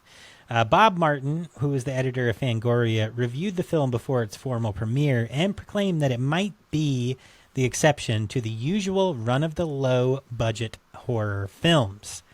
He followed up on his praise after the film's premiere, stating, "Since I started editing this magazine, I have not seen any new film that I could recommend to our readers with more confidence that it would be loved, embraced, and hailed as a new milestone in graphic horror." Holy shit, that is a great review.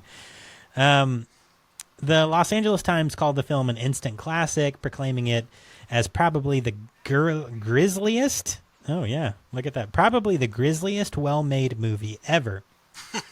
In a 1982 review, staff from the trade magazine Variety wrote that the film emerges as the ne plus ultra of low-budget gore and shock effect, commenting that the powerful and inventive camera work was key to creating a sense of dread, which was really amazing camera work, considering it's just people running through the woods. Yeah, getting attacked by tree monsters. Right? Wild, bro. Wild. British press also gave the film, positive reviews. Across the board, they were all very solid positive reviews. And even later reviews, later response and modern reviews of the movie have all been good, and including one quote here from J.C. Masek of Pop Matters. What's unquestionable is that What is unquestionable is that the Raimis and their pals created a monster in The Evil Dead. It started as a disastrous failure to obtain a big break with a too long, too perilous shoot. Note Campbell's changing hairstyle in the various scenes of the one-day plot. I didn't even pay attention to that. The film went through name changes and bannings only to survive as not only the ultimate experience in grueling horror, but as an oft-imitated and cashed-in-on classic with 30 years of positive reviews to prove it. Very cool. All right, so Aftermath. Let's see here. So, while The Evil Dead received favorable critical comment when it was initially released and later, it did fail to establish Raimi's reputation. It was, however, a box office success, which led to Campbell and Raimi teaming up again for the release of another movie. Joel Cohen and his brother Ethan had collaborated as directors and released the film Blood Simple to critical acclaim. According to Campbell, Ethan, then an accountant, oh wow, I didn't know that, expressed surprise when the duo succeeded. The Coen brothers and Raimi collaborated on a screenplay, which was released shortly after The Evil Dead. The film Crime Wave was a box office failure. The film's production was a disaster, according to Campbell, who stated that missteps like Crime Wave usually led to the end of a director's career. Other people involved with the film expressed similar disappointment with the project. Fortunately, Raimi had the studio support to make a sequel to Evil Dead, which he initially decided to make out of desperation. So, as we all know, we will see, Evil Dead 2, the sequel, next week, because we're at an hour and 40 minutes now, so we're going to have to wait until next week. But there were other films that, followed up as well.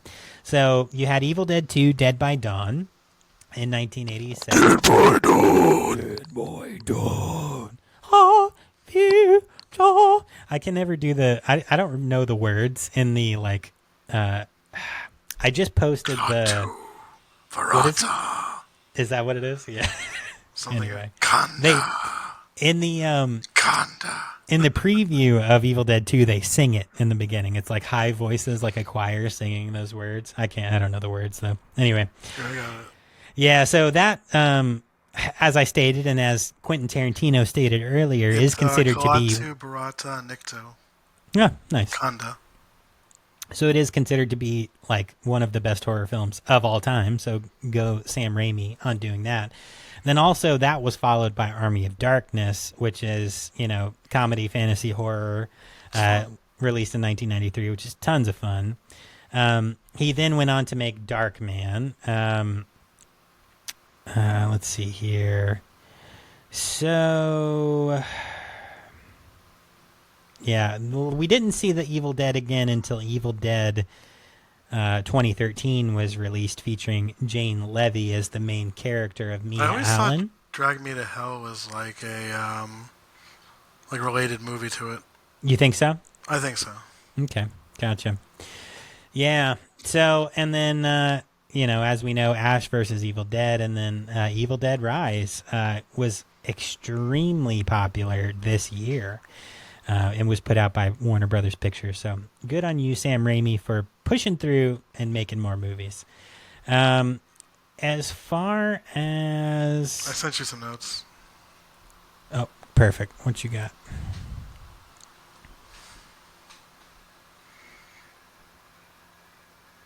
What? Oh, Sammy keeps yelling, "Daddy farted." It's not that one, but yeah. Daddy farted. Did you fart? No, Katie's telling him to say that. Yes. Can he come say it in the mic, please? No, he's going to be too shy. Oh. Do you hear him laughing? Linguini, fettuccine, acquatini. Daddy farted. Oh, Babalini. All right, let's see. So you got me Bloody Muscle Bodybuilder in Hell. What? It's a Japanese movie that is the Japanese version equivalent of Evil Dead. Okay, cool. So it's directed by Shinichi Fukuzawa. Shinichi Fukuzawa. There you go. Shinichi Fukuzawa. Okay, cool. Well, everybody go check that out. Very neat. And then you also sent me the Red Sin Tower. Mm-hmm. Okay, a teen girl's psychotic ex-boyfriend follows her friends to Red Sin Tower, where a night of partying quickly becomes a fight for their very lives. It's a very low-budget movie from 2006. It's directed by the extreme horror director Fred Vogel. Okay, so that's an homage movie? I would say so. It's almost a plot of Evil Dead where they find something and then they become possessed in it. Okay, and it's so the director also directed August Underground? Yeah, August Underground, The Murder Collection, which was a fake snuff compilation. Okay, gotcha. Yeah. Nice. All right, well, as far as other legacy items, because those are legacy items, you have a Japanese Evil Dead kind of film, and then an homage movie. There was also so there was a stint in Italy where they kept calling other movies La Casa or like Evil Dead movies. Because in Italy, the Evil Dead series was called La Casa. Okay. So there was a few of them. Ghost House by Berto Lenzi is called La Casa 3. And then I think the movie... Oh my god, what is it called? Hold on, give me 1 second. Witchery with Linda Blair and David Hasselhoff from Italy. Hold on, give me 1 second, sorry. Okay. Sorry, my internet is being weird. You play the Jeopardy music on it when you edit it. Do. There we go. Okay. So, there was La Casa 4, which was the Witchery, which I just told you about. And then Casa 5 by called Beyond Darkness. And guess who directed that one? Can you speak up just a bit, my friend? You're not registering on our Can soundboard. you hear me? I can hear you, but you're quiet. So guess who directed the fifth La Casa / Evil Dead movie in Italy. Who? The director of Troll 2, Claudio Figrazzo. Oh, nice. Okay, cool. Very cool, man. Yeah, I think that Evil Dead's reach as far as its legacy goes is so wide. I think there's so much influence that it's given to cinema and to directors and to the horror genre in general. And obviously, Bruce Campbell became an icon, and he calls himself like a B-movie icon, but I think he really is just like an icon in general. He has a cult following based on this character, and that's gone on to, he does get compared in everything that he does to that performance in Ash, because it was his defining role, but he's such a cool dude, I liked him when he played Elvis in Bubba Hotep. Right, yes, yeah, that is true. And then he was also a demon in the X-Files episode Terms of Endearment. I forgot about that. Yeah.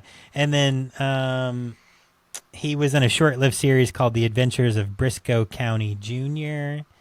Anyway, he sells out auditoriums for public appearances. He's doing this like game show deal now.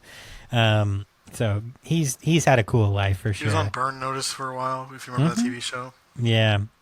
But let's talk a little bit about some of the Evil Dead Media Empire items. So it really did spawn an empire. Yeah, the new video game is really good. Yep. So a video game adaptation of the same name was released for the Commodore 64 in 1984, as well as a trilogy. What? I'm talking about the new one. Yeah, no, I know. We're going to go through all of them. Okay. As well as a trilogy of survival horror games in the 1990s and early 2000s.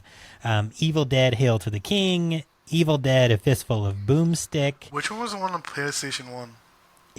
Evil Dead Regeneration, maybe? I think I played one of them. I don't remember which one. It was on PlayStation, I think. Well, so Ted Raimi did voices for the trilogy, and Bruce Campbell returned as the voice of Ash. The character Ash became the main character of a comic book franchise. Ash has fought both Freddy Krueger and Jason Voorhees in the Freddy vs. Jason vs. Ash series. Herbert West in Army of Darkness versus Reanimator, which we talked about. Yeah, we talked about that in our Reanimator episode. And then he fought zombie versions of the Marvel Comics superheroes in Marvel Zombies versus the Army of Darkness. Yep. And he's even saved the life of a fictional Barack Obama in Army of Darkness, Ash Saves Obama. I've never seen that. Is that real? That's real. Oh, I thought you were messing with me for a second. No, bro. Look it up. Look it up. The cover is awesome. It's really cool. Okay. In January 2008, Dark Horse Comics began releasing a 4-part monthly comic book miniseries written by Mark Verheiden and drawn by John Bolton based on The Evil Dead. What were you saying? This is real? It's real. I told you it's real. Yeah. I can buy this on Amazon? You can buy it right now. Yes. Ash Saves Obama. That cover is hilarious. Right. Anyway, so the film has also inspired a stage musical, which is Evil Dead, the musical. I heard it was really good. Yeah, I've heard that too. It was produced with the permission of Raimi and Campbell. The musical has run on and off since its inception in 2003. Okay, now, sad note here because people are assholes. And people are messy. That is what it is. After the film was released, many people began to trespass onto the filming location in Morristown. In 1982, the cabin was burned down by drunken trespassers. Although the cabin is now gone, the chimney remains, which many people now take stones from when they trespass onto the location. So, Cabin can't catch a break. Bro, you can't.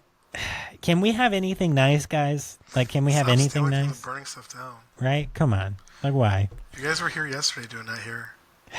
Right? No one doesn't know how much construction I had to put into this. Were they just like burning cases yesterday? Yeah.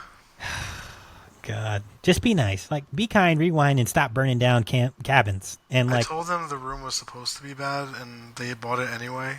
oh. We don't even sell things. They just like bought it and gave us money. Really? Yeah, it was weird. They were protesting something, but they were burning it in the middle of the store. You're so fucking quiet, bro. I know you probably have your family around, so No, but it's you were my like mic. so quiet. My mic is like really bad.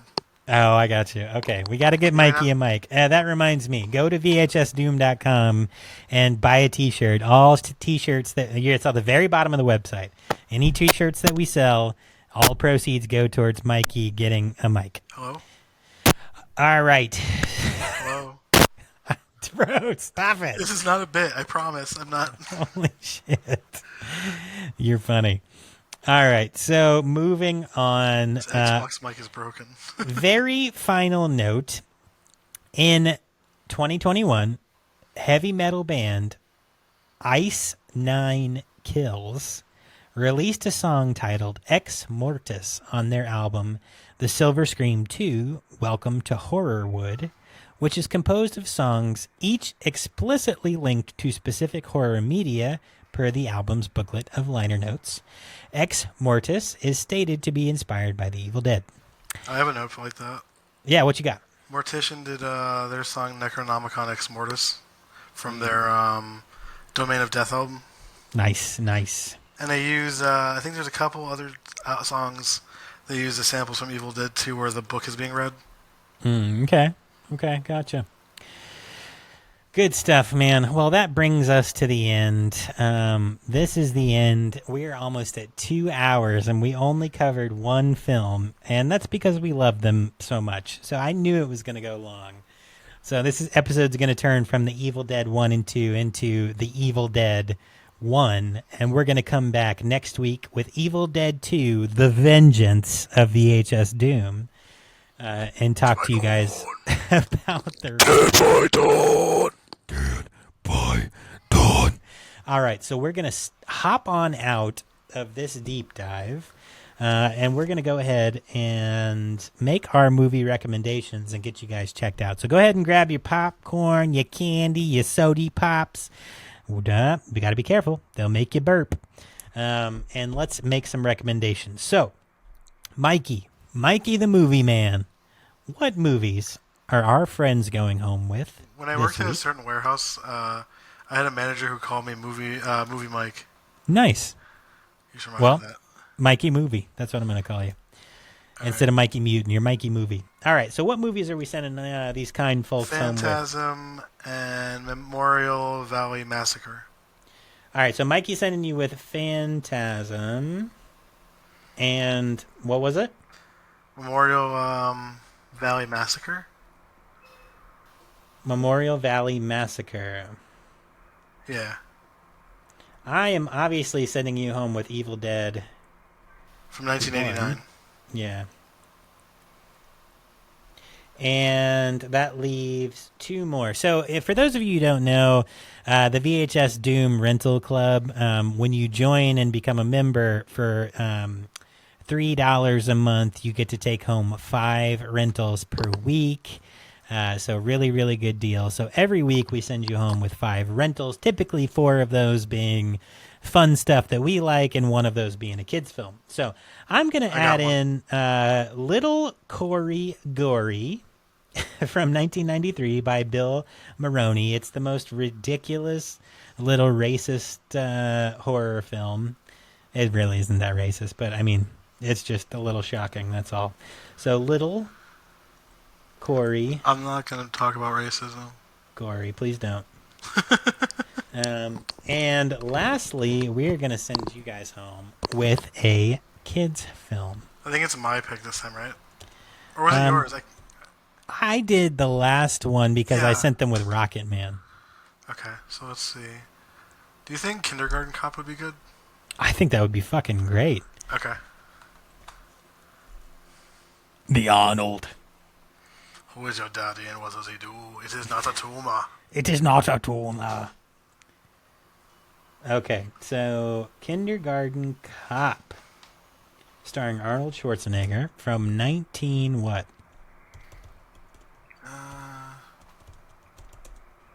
75. No, 1990. How old are you? 1975. Yes, so 1990s Kindergarten Cop, starring Arnold Schwarzenegger, directed by Ivan Reitman. In this action comedy, unusual circumstances find big, brawny cop John Kimball Rest in peace, posing man. as a kindergarten teacher in order to apprehend major drug lord Cullen Crisp, played by Richard Tyson. Very cool, tons of fun, and oh man, do you remember the movie Junior? Danny DeVito, Arnold Schwarzenegger was pregnant. Oh, I thought you were talking about twins. I get those two confused. Yeah, I remember Twins too. Yeah. He directed. Ivan Reitman directed that also. Yeah, it's just showing up because of it's right underneath the Kindergarten Cop title. That's funny. Anyway, so this week your 5 you're going home with for only $3 a month. Don't forget, sign up with Mikey. He's got all the paperwork. Buy a shirt. Evil Dead 1, Phantasm, Memorial Valley Massacre, Little Corey Gory, and Kindergarten Cop. Don't forget to be kind and rewind, and whatever you do, never, ever, ever spit in the cases and return them, and never, ever, ever bite the cases before you return them, and never, ever, ever put CDs of Elton John or Billy Joel in the return box instead of the movies we've sent you home with. Okay? All right, guys. That's all I got. Mikey, I guess I was going to say it's your turn to announce next week's episode, but I think we know what we're going to do. Well, I'll announce the next one after that then. Okay, yeah. So next week we're going to have to do a follow-up episode and release Evil Dead 2 since we ran out of time. But what are we going to do after that, Mikey? 2000s ridiculous. I don't know if I would call it a horror movie, but I guess like thriller from Japan, Battle Royale. Nice. Directed by Kinji Fukasaku. Okay. Yeah. I'm sorry about So I have read a lot of places that was kind of an inspiration for the Hunger Games. Yes. Yeah. So And like the Battle Royale, like Call of Duty games too. yeah. So I'm really, really excited for that. But again, we'll have one more episode in between that and this episode because we're going to have to finish up with next week, Evil Dead 2. So you guys come back by when we do that. But first, come on, bring your popcorn, bring your candy, bring your sodas up. Let's go. Let's get you out of here. Cha-ching. Awesome. All right. Y'all get the fuck out of here. We're done. It's been 2 hours you've been hanging around my store. What, you don't have anything better to do? Huh? That's fine. You guys can hang out. We love you. Wait, what's happening? What? Oh my god. What? Eugenus is here, but he's a zombie. What? Is he a deadite? Yeah, half his head is missing. Holy shit, bro. Look at him. I wonder, did Art shoot him? Wait, I think I hear him talking. What's he saying? Penis, penis, penis, penis, penis. Holy shit, he's a penis monster. Run! Ah! Peace.